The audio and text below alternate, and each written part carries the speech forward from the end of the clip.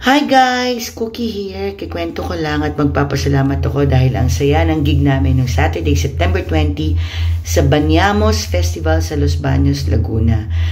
Ayan na, nasa side kami ng stage. Nag-iintay kami dahil kami ang first performer at picture-picture with the host and with the staff and crew na napakahusay ng buong production.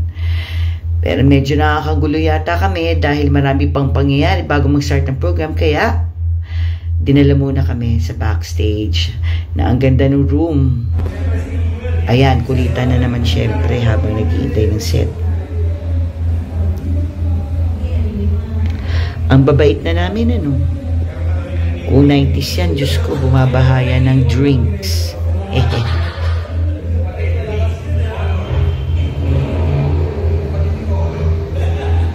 Gumagawa ng setlist si Alpha. Ayan na naman. So, picture-picture kami at kasama ng LG workers na responsible for the grand revelry. Sobra kaming happy dahil binisita rin kami ni Sen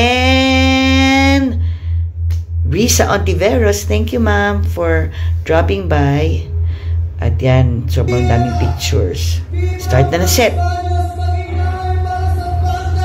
Daming tao.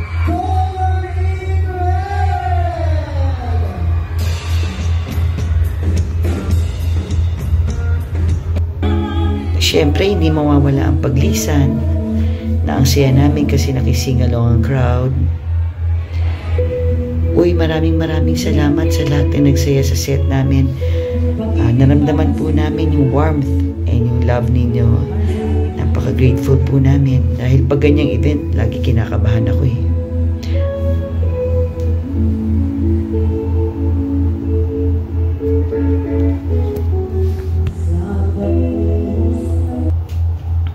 Ayan, so after ng set namin, pinakain na kami ng napakasarap na ulam, ng food na pinipare for the artist and for everyone. May kare-kare, may inasal.